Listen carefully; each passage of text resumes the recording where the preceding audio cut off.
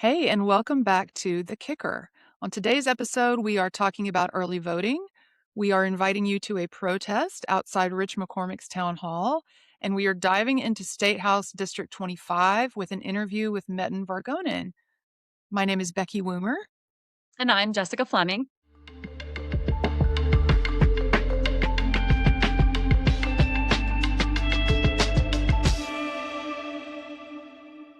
Hey, Jessica. Hello. Early voting is underway. So exciting. Yay! We love voting. Yes. It's time to vote in the primary. There are some important things to know about right now. It's early voting. And during early voting here in Forsyth County, you can vote at any early voting location that's in the county. So you don't have to only go to your particular spot to vote. So you can go to the main elections office on Swanee Drive, Hampton Park Library, Midway Park, and Sharon Springs Park. Now, I know Sharon Springs Park is under construction.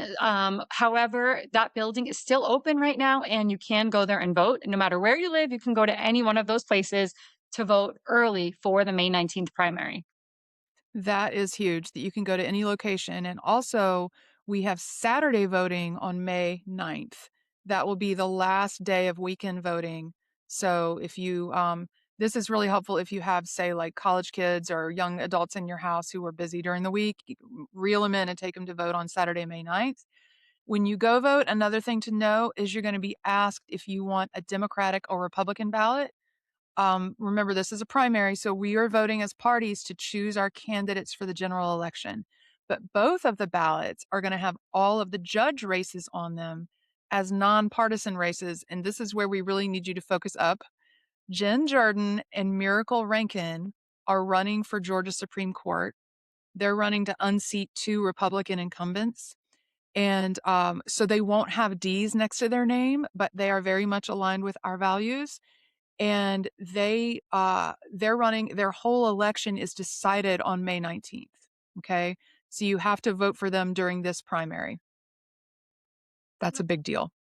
Also And vote isn't there for another Will one? Wooten. Yes, thank you. Yeah, vote for Will Wooten for Court of Appeals. And it just takes a little early prep to know these names, again, because you don't have the R and the D next to their names. So early vote, judges. Yeah, I was going to say there's a lot to remember now. You really want to do your homework before you can go online, you can look up a sample ballot because as we're talking about today, we're going to talk about one of the House races that has 2 Democrats running. So you're going to want to research everybody, see who you want for those contested Democratic primaries. Again, very exciting, very rare in Forsyth. So this is great.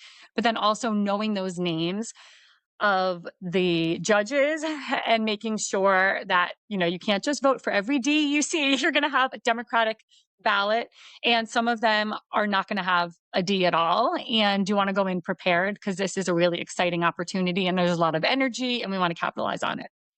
Right. And you can't take your phone in with notes about your ballot. You Yeah. can take your sample ballot that you printed on paper, or you can take a paper note to yourself, but you can't pull your phone out in the polling Yeah. place. Okay. That's a good thing to know, actually, because Mhm. having notes that are actually paper notes could be helpful in this case. Yeah, for sure, for sure. What else is going on? There's a town hall protest coming up, which is exciting. I guess I should have said there's a town hall first that's coming up, which is with Rich McCormick, our congressman. Um, he announced he was having a town hall recently, and a bunch of people put in for tickets, and it's kind of a lottery system. But whether or not you got tickets, we have an opportunity where you can protest outside of the town hall. The protest will be at 5 o'clock. It's outside the Marriott on Windward, which is around the area where his town hall will be. The And reason this is this on is a May big 7th, right? Thursday, May Yeah, 7th? exactly, on May 7th. Mhm. Yep. And this is a big deal because Rich has been doing some town halls that are always over the phone. It seems like people, they're screening everything. The last town hall was very eventful. You were there. So would you want to tell us a little bit about it and why we're excited that he's having another one? And what we could expect. Yes, that town hall wound up becoming big news. It was one of the it was in the winter, it was in February of 25, so it was early in Trump's second term, and Rich became kind of the poster boy for Republican Congress people getting yelled at by their constituents.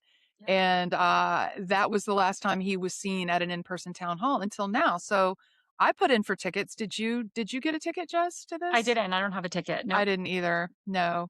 But just because we aren't going to get to go inside and sit down doesn't mean we can't make our voices heard. Hmm. Exactly. Mhm. Um, and then another thing that's important to note, there was an article that came out today in the New York Times, and we'll link to it in the show notes. And they're talking about the number of people nationwide that have lost health insurance because of the one big beautiful bill that Rich voted for. And they called out specifically Georgia, and that 1/3 of Georgians have lost their health insurance because of this. And this is something that Rich McCormick can take direct responsibility for because of his vote. So we want to make our voices heard about this. Yeah, there is plenty to put on our protest signs. Hmm. And that's a great one. I mean, the loss of the healthcare subsidies, in a state where we're already struggling with maternal health, for example. It's just a whole mess. But we'll put the sign up for that protest in the show notes. And it's the same night as the Forsyth Dems happy hour. So we will do a little protesting and then we can go down the road to happy hour. So would love to Perfect see everybody out combination. Yeah. there. Yeah, it's just Yeah. it's what we love to do, right? Um, but also today we are going to talk about House District 25, which is one of the exciting races in which we have a Democratic primary in Forsyth, right? Exactly. So exciting that we have two great Democrats running. House District 25. Again, the best way to know what House districts you're in is to Google Georgia My Voter page, and it will come right up. You put your information in. So that's how you know for sure where your House districts are, where you can vote on. But this is the south part of Forsyth County. If you vote at these locations, you most likely are in House District 25. So Big Creek, which is votes at First Redeemer, Johns Creek at Johns Creek Baptist, Old Atlanta Clubhouse, Bethany Baptist Church, which is the Mathis precinct, or South Forsyth, which is voting at Sharon Springs. Those precincts are part of House District 25. Right. And the incumbent in House District 25 is Todd Jones, Republican. Mhm. Todd's been around a while. He was first Yeah. elected 10 years ago, and he is running for Mhm. a sixth term. I think he's one of those people too who early on said that he wasn't going to run that many times, but yeah. Yeah, he used to say that he was going to term limit himself, but Yeah. he didn't say how many terms he was limiting himself to, I guess. Yeah. Um, I feel like Todd is someone who we have watched grow more conservative over the years. Would you say that? Mhm. Yeah. Yeah. When was it? In 2019, during the heartbeat bill, he didn't vote for it. So he was sick that day or didn't show up. And, many of us have assumed that that was because he didn't really want to go on record with that vote. And now he really seems to be very much in line with his buddy Greg Dolezal. And he was the one who pushed Greg Dolezal's school voucher bill through the state house. And just recently, we talked about this on another episode of the podcast. He voted for that Protect Confederate Monuments bill, which would have allowed anyone, wherever they live, to sue to keep a monument from being removed. And it was just pretty appalling that he would vote for that. It wound up being one of those bills that actually it didn't make it through because so many other Republicans didn't want to vote for it because it was a little out of touch when there were so many other problems and affordability issues. It just seemed very out of step, but he voted for it with no problem whatsoever. So I think he feels very safe and he's happy to be aligning himself with Dolezal and with President Trump. Right. And I think a little out of touch is a great way to put it Yeah. because speaking of a little out of touch, Yeah. at the Chamber of Commerce Forum in Forsyth last month, all the candidates were asked about traffic and solutions for infrastructure. And once again, he touted self-driving cars and what he's calling vertiports as a solution to our traffic problems. A vertiport is basically a helicopter taxi. So I'm just not, and we were all thinking, like, is this a serious solution to traffic that we're all just going to take helicopters to the airport? When So we're Todd dealing with has, gas prices and all of these other issues and, yeah, I think out of touch with the average Forsyth County voter. Yeah. it's so pie in the sky, Jetsons, kind of deal. Yeah. Um, Todd has also popped up a lot in recent years in the AJC's coverage of a company called Talitrix, which, we can do a deeper dive on this in another episode, but Talitrix sold monitoring wristbands to prison systems, including Fulton County jails.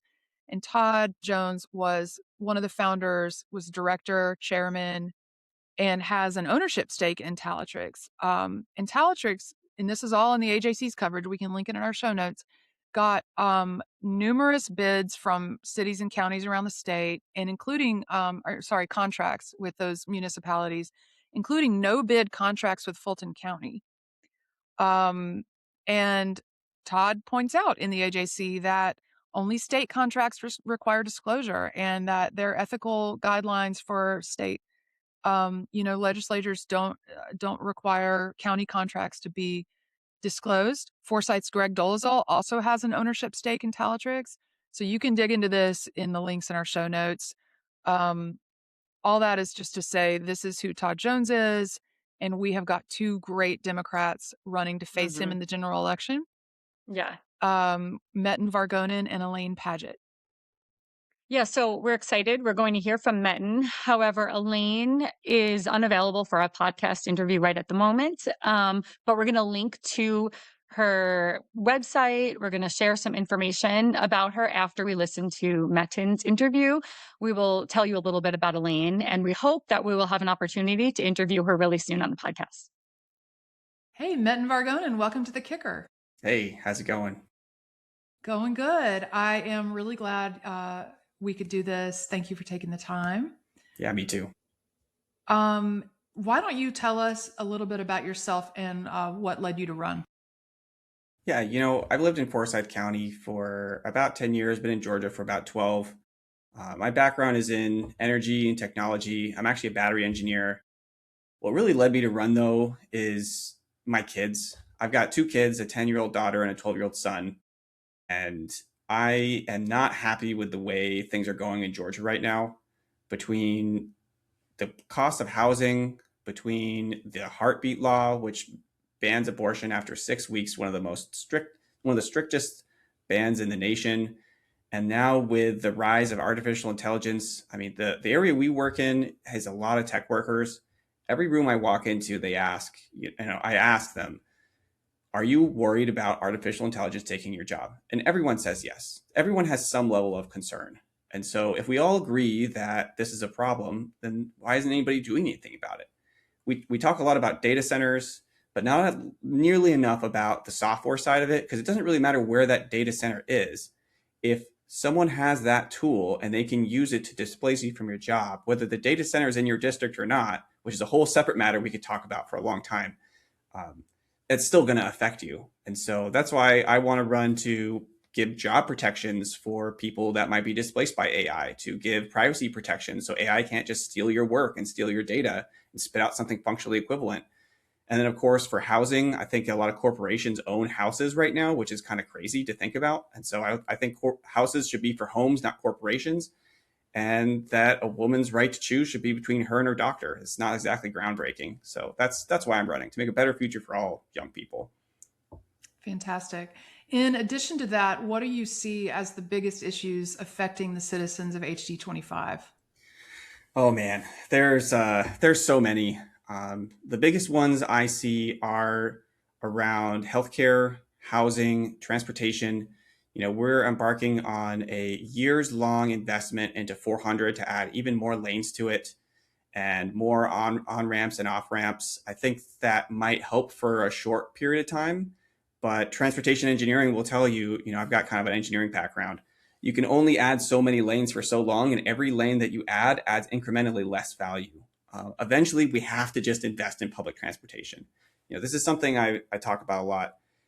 If you can't afford to live near where you work, you have to drive. And if there's no other way to get there except by car, you have to drive. And so we kind of have this, problem being burnt from both sides where people can't afford to live near where they work. And so they have to move somewhere far away.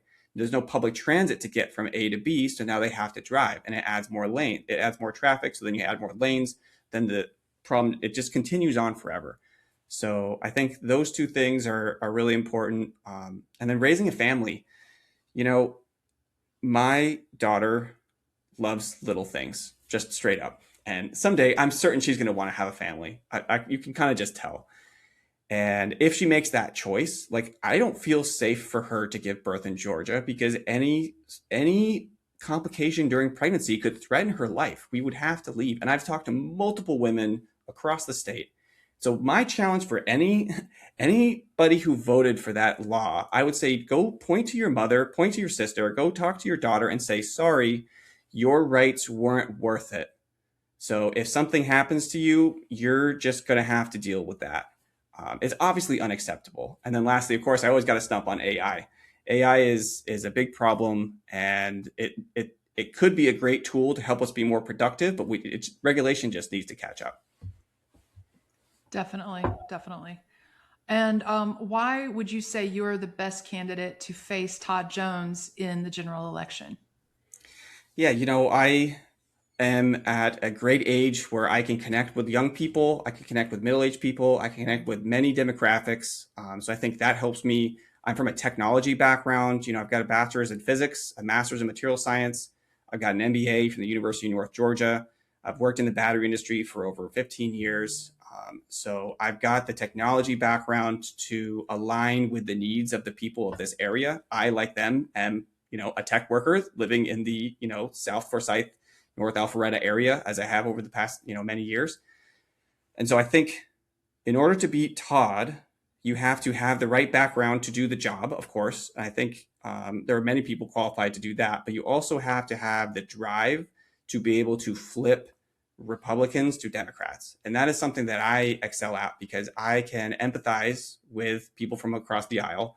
I can listen, and I can have the right messaging that says, hey, I am a person who has skin in this game. I am a working person trying to make things better. And here are my policies. Here are the reasons why you should vote for me. Here is my story. And I think the story we have is really compelling because it's real. I want my daughter to be safe when she gives birth someday. I want people to be able to get from A to B without having to have, a car and have to wait for hours in traffic. I want kids to be able to afford to have a house. Like, these are not controversial things, but yet the other side, you know what Todd's talking about? Helicopters, vertiports. He thinks vertiports are going to be the solution. Like, are you kidding me? Who's going to afford that? He's running to make solutions for him and his rich buddies. People like me are running to make things better for everybody. And so I think that message will resonate, and that will make me the best candidate to take down Todd, because I'll be able to effectively convey that. And I've got the energy and determination to put in the work to convert those voters over so that we can win this race. Fantastic. Well, thank you so much for sharing those thoughts with us, and we look forward to seeing you more. Awesome. Thanks so much for having me. Have a good day. Okay, so we want to give you some more information about the other Democrat running in this primary for House District 25. Her name is Elaine Padgett. She is a longtime Forsythian who has run for office twice before. In 2022, she ran for Board of Education in District 5. And in 2024, she ran for House District 25, the same seat, against Todd. Elaine and her husband have 3 kids that they've raised in the Forsyth County school system. She's a nurse, an MBA, and she's run multiple small businesses with her husband. She has a lot of community service, including being the president of the Optimist Club. I was a court-appointed special advocate and a board member of the Forsyth County Community Clinic. In Elaine's platform, her main priorities are improving healthcare, including reproductive healthcare for women, helping small businesses, and strengthening public education. At the end of April, the Forsyth News published an interview with her, and we will link to that in the show notes. But thank you so much for listening to The Kicker. Jessica, it's been really fun talking to you, as always. Please make a plan to vote and vote early. Okay? Thanks so much for listening. Thank you. Vote. Bye-bye.